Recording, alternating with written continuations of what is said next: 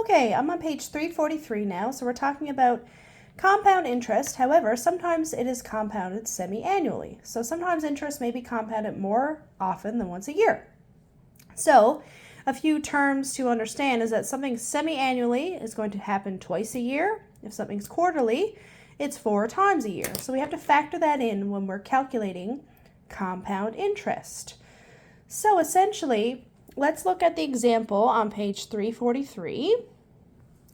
So it says, on 343, it says, calculate the compound amount and interest at the end of 2 years when the interest is compounded semi-annually. So they give us some details. They tell us our principal amount is $5,000. The rate is 10% per year. And the time is 2 years. So the first thing we have to do is you divide your annual interest rate by 2 compound periods to obtain the semi-annual. So since we have 2 years, we're going to take our rate, and we're talking in 2 years, so we're going to divide that by 2. So that means that we have our semi-annual interest rate is 5%. So it's 10% a year, is 5% semi-annually. Okay, but here's where we have to kind of make sense of what semi-annual means. So that means twice a year. So if we have 2 years and it's happening twice a year, would you agree that there will be 4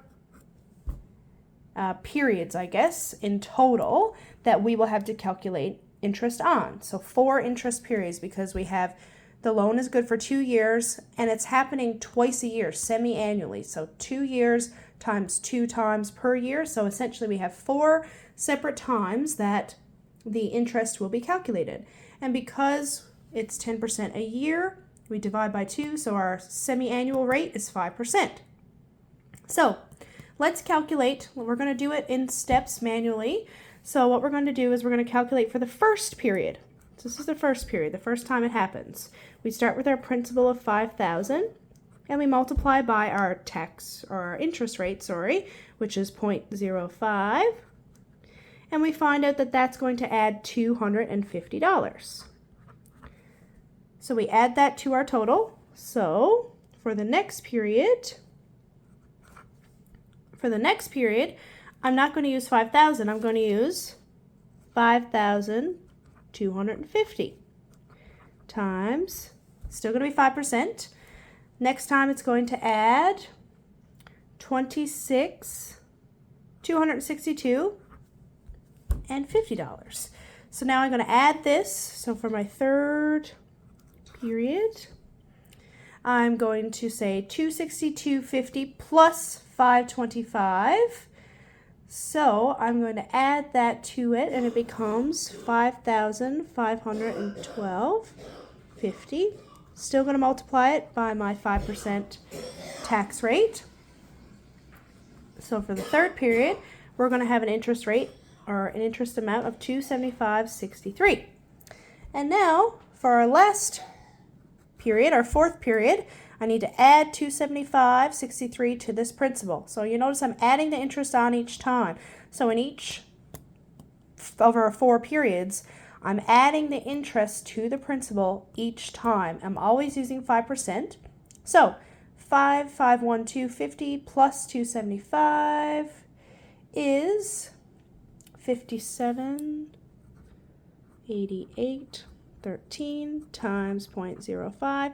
That's going to add on another $289.41.